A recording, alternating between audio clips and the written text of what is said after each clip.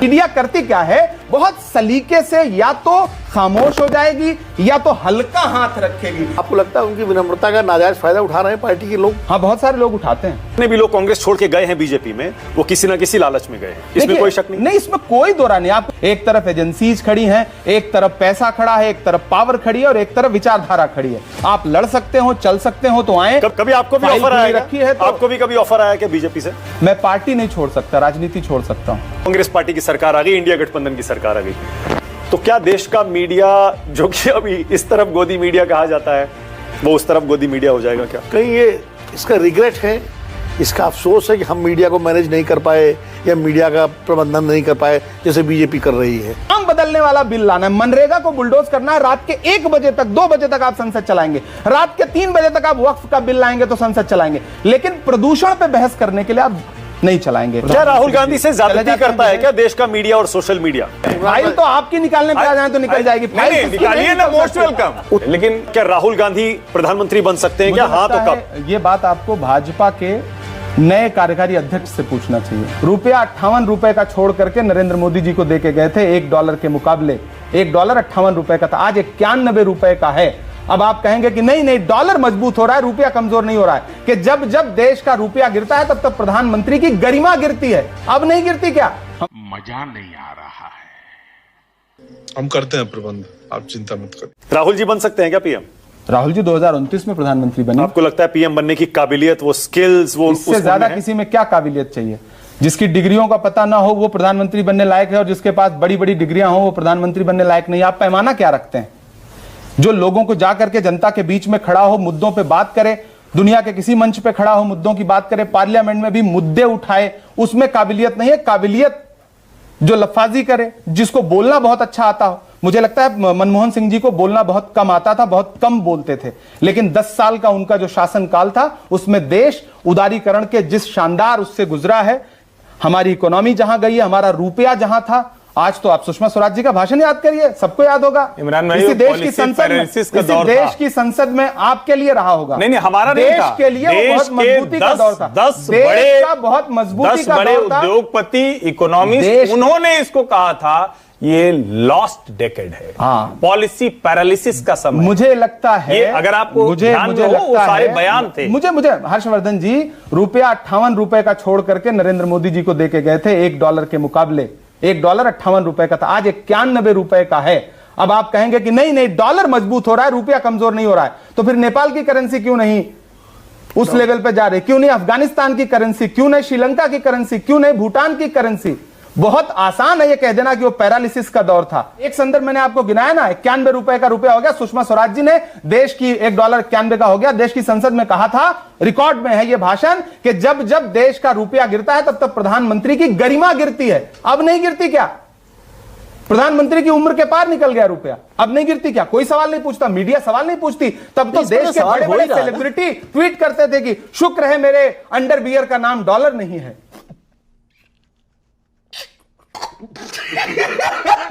2008 का रिसेशन आपको याद है? 2008 का रिसेशन आपको याद है? अगर मनमोहन सिंह जी प्रधानमंत्री ना होते, विश्व किस आर्थिक संकट से जूझ रहा था? भारत नहीं जूझा उस आर्थिक संकट से। वो तो खैर, वो तो 2012 में G20 मैंने देखा था। मनरेगा में नाम बदल करके जी राम जी करके लोगों को यह लगा कि ये तो गांधी का नाम हटा करके राम का नाम ला दिया गया, तो एक तबका है जिसकी संतुष्टि हो गई। लेकिन इसके पीछे की कोशिश क्या है कि मनरेगा जैसी शानदार योजना बर्बाद कर दो, इस देश के करोड़ों मजदूरों का अधिकार छीन लो और राज्यों पर भार डाल दो। जो पहले 90% केंद्र को देना था और 10% देना था राज्यों को, अब 60 और 40 का रेशियो कर दो। 60% देगा केंद्र, 40% देगा राज्य। राज्य पहले से ही लाखों करोड़ रुपए के कर्जे में डूबे हैं, अब हो गया बर्बाद। आने वाले वक्त में और बेहतर करेंगे। आपका कनेक्ट बन गया, कर्नाटक में सरकार हो गई, तेलंगाना में सरकार हो गई, हिमाचल में सरकार हो गई, तो कनेक्ट बन गया। देश में लगातार आप हारते रहे तो कनेक्ट नहीं, तब आपको मीडिया को दोष देना है, तब आपको कोई पत्रकार खोजना है, तब आपको कुछ और खोजना है। मसला क्या हर्षवर्धन जी? जब राहुल गांधी जी, मतलब कांग्रेस कहीं हार जाए तो आप राहुल गांधी जी को दोष देंगे, भाजपा कहीं हार जाए तो नड्डा जी को दोष देंगे। उसी हिमाचल में प्रधानमंत्री जी ने एक प्रत्याशी को, बागी को बिठाने के लिए फोन किया था, ऑडियो वायरल हुआ था। बिल्कुल, और खूब हार मीडिया गए। में चर्चा। लेकिन जैसे ही जिस दिन रिजल्ट आने लगा और मीडिया को समझ में आया कि अब हार रही है नहीं, भाजपा, इस तो पे- नड्डा जी इस की पे फोटो तो आ मैं- गई। इस पे तो मैं तो नड्डा डिबेट जी में की था। फोटो ना आइए, उसकी मुझे चैनल जिम्मेदारी नहीं पे- याद है, मुझे उससे चैनल नहीं याद जिम्मेदारी है। प्रधानमंत्री जी को दीजिए ना, नहीं, कि प्रधानमंत्री जी लोगों हारे ने हैं वहां कहा पर। कि राहुल गांधी नहीं हारे प्रधानमंत्री ने हैं। जिसे फोन किया वो भी हार गया। प्रधानमंत्री अगर आप समझिए हाँ, ना, विनोद जी क्या कह आपके यहां से लोग छोड़ छोड़ कर जाते हैं, राहुल गांधी बात तक नहीं कर पाते। लोग कहते हैं राहुल गांधी से 3-3 साल अपॉइंटमेंट आपके ये नेता जो कौन है? आपसे कहता है मीडिया झूठ बोलता है। मैं कह रहा हूं, हमसे कौन कहेगा? हम लोग सामान्य लोग, हमसे कौन कहेगा? देखिए, जो छोड़ के गए हैं वो आकर के क्या बताएंगे हम क्यों गए? वो ये बताएंगे क्या कि ईडी ने बुला लिया था और बोल दिया था कि या तो भाजपा ज्वाइन करो या जेल जाओ? अरे बाप रे, ये तो धोती खोल रहा है। वो यही बताएंगे कि राहुल गांधी ने अपॉइंटमेंट नहीं दिया था। एजेंसी सरकार चाह ले तो भैया इस देश में जिसको चाहे जेल भेज दे। एकदम प्रैक्टिकल बात है, मतलब बड़ा देसी अंदाज में कह रहा हूं। नहीं, वो इसकी तो- फाइल नहीं खोल दें। वो तो दरोगा जी की हर पावर है। आप उत्तर प्रदेश में देख जेल तो हेमंत सोरेन को भेजा। अमिताभ ठाकुर गए ना, मैं कह रहा हूं जेल तो हेमंत ठाकुर सोरेन का आरोप कहीं लीजिए। आपको आरोप जैसा जेल लगता तो है? मुझे हेमंत बताइए, सोरेन को भेजा, मुझे बताइए, डीकेएस को भेजा, आप लेकिन है ना वो आप सत्ता में। भाजपा की बड़ी प्रशंसा करते है ना सत्ता में अमिताभ ठाकुर को जिस तरह से जेल भेजा गया, आपको लगता है कि वो उतने बड़े अपराधी थे? वो तो नहीं, सोनम वांगचुक को भी भेज किसी दिया को गया। सोनम ऐसे नहीं वांगचुक भेजना को चाहिए। भेजा गया, बताइए। लेकिन अब उनकी जमीन का मसला तो वो कानून जानेंगे। अब कि वहां देवरिया में आकर के पद आप पे रहते मसला हो। बताने लगेंगे। लेकिन भाई, मैं तो- ऐसा नहीं मैं चलेगा। सत्ता की बात भाई यही करूंगा। कहता हूं कि मीडिया हल्का हेमंत हाथ रखिए, सोरेन- हल्का हाथ मत आप- रखिए। अच्छा इमरान भाई, राहुल गांधी बार बार विदेश क्यों चले जाते हैं? खूब आलोचना होती है उनकी, पार्ट टाइम पॉलिटिशियन है, 1 महीना मेहनत करेंगे, 2 महीना भारत जोड़ो यात्रा निकालेंगे, ये सवाल ठीक फिर है। 6-8 सबसे महीने पहली 10 बात दिन तो ये भाजपा चले की जाए। ट्रोल आर्मी का फैलाया हुआ झूठ है। बिल्कुल उसी टाइम पे प्रधानमंत्री जी भी गए थे जब नेता प्रतिपक्ष को जर्मनी में एक सेमिनार के लिए बुलाया गया। उसी टाइम पे प्रधानमंत्री जी भी दौरे पे थे। मेरा तो सवाल है कि हर संसद सत्र में प्रधानमंत्री जी क्यों चले जाते हैं? जब मणिपुर पे देश को संबोधित करना था, प्रधानमंत्री जी विदेश चले गए। जब इंडिगो की क्राइसिस है, प्रदूषण से सामने 10 मीटर नजर नहीं आ रहा है, क्या राहुल गांधी से चले ज्यादती जाते हैं करता है विदेश। क्या देश का मीडिया और सोशल मीडिया? नहीं, आपको ऐसा लगता है? पूरे विपक्ष से ज्यादती करता है। और चूंकि राहुल गांधी सरकार के खिलाफ सबसे ताकतवर आवाज है, इसलिए उनकी छवि को खराब करने के लिए ज्यादा मेहनत करता पर आप ये भी मानेंगे, आपने 4-5 साल से, कितने साल से राहुल गांधी को जानते हैं आप? जब से उन्होंने जानता आपको हूं। राज्यसभा भेजा, मैं उससे पहले से जानता पहले हूं। से जानते हैं जी। आपने उनमें पिछले 5-7 साल में क्या इंप्रूवमेंट देखा? देखिए, सबसे पहली बात तो मानक जी, आप मतलब मीडिया और सत्ता पक्ष ये आरोप लगाता था राहुल गांधी तो शहजादे हैं, राहुल गांधी तो राजकुमार हैं। फिर एक दिन वही शहजादा, वही राजकुमार जिसको प्रधानमंत्री अपने भाषणों में कहते थे शहजादा, वो निकला कन्याकुमारी से कश्मीर तक। उसने जिसके हाथ में मिट्टी लगी थी, कालिख लगी थी, मैला कुचैला कपड़ा भी पहना रहा होगा, ऐसे भी व्यक्तियों को गले से लगाते हुए 4000 किलोमीटर पैदल चला। तब आप लोगों ने बहस किस पर की कि ठंड क्यों नहीं लगती राहुल गांधी को? आपकी बहस का मुद्दा यह क्यों नहीं था कि जो काम प्रधानमंत्री को करना था वो राहुल गांधी कर रहे हैं? एक दिन हरियाणा के किसानों के बीच में धान रोपते हुए खड़े हैं, एक दिन इस देश के प्रतियोगी परीक्षाओं के बच्चों की समस्याएं सुनने के लिए मुखर्जी नगर में खड़े हैं, एक दिन सब्जी मंडी में लोगों की पीड़ा सुन रहे हैं, एक दिन किसानों के साथ खड़े। आप वो एक तस्वीर याद करिए विनोद जी, विजय जी, हर्षवर्धन जी, के वो यहां से हाथरस पहुंचते हैं और वो दलित परिवार जिसकी बिटिया को बलात्कार के बाद, मृत्यु के बाद रात के 2 बजे बिना परिवार की मर्जी के जला दिया गया था, उसके पिता की पीड़ा समझिए। राहुल गांधी वहां जाते हैं, कोई आडंबर नहीं करते, वो उसके पैर पे ऐसे हाथ रखते हैं। वो इतनी मार्मिक तस्वीर है, उस तस्वीर के मर्म को महसूस करिए। संभल के पीड़ितों को राहुल गांधी लाते हैं तो एक पीड़ित ऐसे राहुल गांधी का हाथ पकड़ के बैठा है, इस भरोसे को महसूस करिए। लेकिन उसके बावजूद भी आपकी चर्चाएं क्या है? राहुल गांधी को ठंड क्यों नहीं लगती? राहुल गांधी टी शर्ट पहन के आते हैं, राहुल गांधी जूता कौन सा पहनते हैं? मैं शो में गया, मुझसे पूछा गया राहुल गांधी जी जूता 2 लाख का पहनते हैं? मैंने कहा नहीं, वो 17,000 का है। बोले नहीं हमने तो सुना है 2000 का। हमने कहा आपने व्हाट्सएप पे पीएमओ से आया रहा होगा आपको? बोले नहीं हमने कहा मैं कंपनी बता दे रहा हूं। हाँ। इमरान भाई, बहुत सारे ऐसे जो प्रदर्शन हुए हैं ना हाल में, जो बहुत जहां सांप्रदायिक तनाव बिगड़ा, वहां पर ये जो नारे लगते हैं ना, गुस्ताखे नबी की एक ही सजा, सरतन से जुदा, नहीं, लोकतंत्र में इस तरह के किसी नारे की कोई जगह मैं इसीलिए आपको बता रहा हूं क्योंकि चर्चा हो रही है, इसीलिए कोई जगह नहीं, क्योंकि बीजेपी और जो स्थानीय प्रशासन है उनका ये कहना है कि नारे लगते हैं उससे माहौल बिगड़ता है, फिर आप कहते हैं बुलडोजर चलता है तो गलत होता है। मैं मीडिया का जो कहता हूं ना कि 2 तरफा, आप बाकी के नारों का जिक्र नहीं करते। आप दाढ़ी पकड़ करके जो नारे लगाए जा रहे हैं और जो कहा जाता है ये बोलो, उन नारों का मीडिया जिक्र ही नहीं कर। मैं यही तो कहता हूं ना, मीडिया दोनों को कंट्रोल करे ना। इस तरह के जो भी एक्सट्रीम पे बात करने वाले लोग हैं, दोनों के खिलाफ खबर चलाइए ना, दोनों के खिलाफ प्रशासन कार्रवाई करे ना। लेकिन आप एक तरफा क्यों हो जाते हैं? हम यही तो कह रहे हैं, संविधान इस तरह के किसी भी नारों की देश में इजाजत नहीं देता, लागू करिए ना।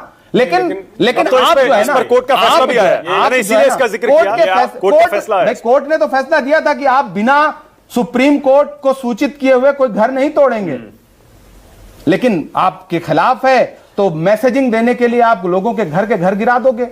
बाद में सुप्रीम कोर्ट तक आदमी पहुंचे, हाई कोर्ट तक आदमी, कितना आदमी सुप्रीम कोर्ट और हाई कोर्ट तक पहुंच सकता है, कितना आदमी कोर्ट तक पहुंच सकता है, और जब पहुंचेगा तब तक तो आपको जो मैसेजिंग करनी है, दरअसल आप अपने वोटरों को खुश करने के लिए लोगों का घर गिरा दो। आप संविधान को मानते ही नहीं, आपने संविधान को बुलडोज कर दिया है। तुम्हें शर्म है? कुछ शर्म आया है? लेकिन इमरान भाई, लेकिन बीजेपी तो विरोधी है। सरतन से जुदा जैसा कौन सा नारा कौन लगाता है? क्योंकि देखिए, ये अब तो बड़े बड़े मौलाना, मौलवी, स्कॉलर भी कहने लगे हैं कि हमें अपने अंदर इंट्रोस्पेक्शन करना पड़ेगा। आप उनको कवर फायर देने की बात बताइए, कहते हैं कौन कि इन दूसरा नारों कोई की हिमायत कर रहा है? नहीं, कौन इन नारों की हिमायत कर रहा है? जो नारे लग रहे हैं, आप मुझे बड़ा गंभीर मसला है। मैं हर्षवर्धन जी, मैं आपसे पूछता हूं, इस पे तू मैं वाला नहीं। आप बताइए, सरतन से जुदा जैसा बिल्कुल कौन सा ऐसा नारे लगा करके मॉब लिंच कर देना, उसी नारे जैसा नहीं है? सरतन से जुदा जैसा आप मुझे बताइए, कौन सा ऐसा कॉल है, जेनोसाइड कॉल है सरतन से जुदा? नारा लगा कैसे उसकी वकालत आप कर सकते हैं? जो मॉब लिंच करते हैं वो कौन सा नारा लगाते हैं? नहीं, जो भी मॉब लिंच कर रहा है उसको कानून के दायरे में हर कोई निंदा, और टीवी चैनलों पर नहीं चलता। नहीं, कानून दायरे में नहीं चलेगा, उनके ऊपर एक्शन आप मुझे बताइए, वर्दी में सुनिए ना, सरतन से जुदा के पैरेलल एक नारा आप बताइए। मैं एक बात आप एक नंबर कह रहे हो, सरतन से जुदा के पैरेलल एक नारा। सुनिए ना हर्षवर्धन जी, वर्दी में चेतन नाम का एक आरपीएफ का कांस्टेबल धर्म पूछ करके गोली मारता है ट्रेन में, आपको ये आतंकी घटना नहीं लगती? नहीं, बिल्कुल लगती है। तो कोई भी जो गोली चला रहा है, कोई भी गोली नहीं, नहीं, मैं बता रहा हूं, एक फायरिंग हो रही है आपस में, वो गोली और इस गोली में अंतर, आप गोलियों में अंतर पहचानना शुरू करिए। न तो हिंदू साम्राज्य बनाने के लिए किया, आपके साथ किया। हर्षवर्धन जी, और आपके आप साथ करें कि मसला क्या है ना, पहलगाम में धर्म पूछ कर मारा गया था। आपके साथ हर्षवर्धन जी, आप सिलेक्टिव कहां होते हैं? आप दो अपराधियों के बीच में गोली चलने को भी वध बोलते हैं और गांधी जी का पैर छू करके गोली मारने को भी वध बोलते हैं। नहीं, ये आतंकवादी घटना, आपकी अपनी आपराधिक घटना और आतंकवादी घटना में अंतर आप करते समय जिस दिन ईमानदार हो जाएंगे, अपराधी गोली चलाए या कोई भी गोली चलाए, गोली चलना, गोली चलना, किसी नारे के लिए देश में कोई जगह नहीं। कांग्रेस के टाइम पे ये नारे क्यों नहीं लगते? ये बिक गई है गवर्नमेंट, अब गवर्नमेंट में कुछ नहीं है। बात तो सही है।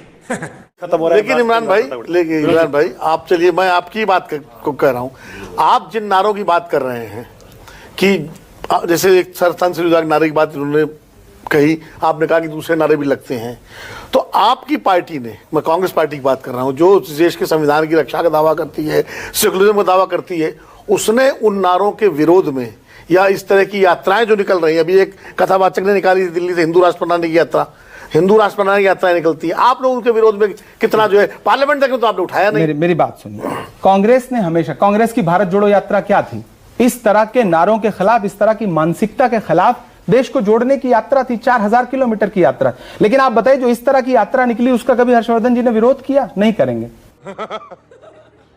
आप विरोध करवा दीजिए चैनल पे। ओके, मेरे पास टाइम खत्म हो गया है, टाइम खत्म हो गया है, टाइम खत्म हो गया है। हर्षवर्धन, सबको ईमानदार होना पड़ेगा। मेरे पास ईमानदार होना इमरान भाई नहीं है, मैं इनसे प्रवक्ता की हैसियत से बात हर्षवर्धन, कर रहा हूं। ओके, लेकिन मैं बड़ी ईमानदारी से ये बात कर रहा हूं। टाइम खत्म हो गया है, बिल्कुल। इमरान भाई, जाते जाते बस अब तक तो आपके जहन में कोई अच्छा सा, देखिए, ये सब चलता रहेगा। हाँ। ये कोई भी ये यात्रा निकाल ले, कोई भी नफरत की बात कर ले, कोई भी नारा लगा ले, लेकिन केंद्रीय मंत्री यात्रा निकाल रहे हैं। बतौर शायर जो हमेशा बोलता हूं हाँ।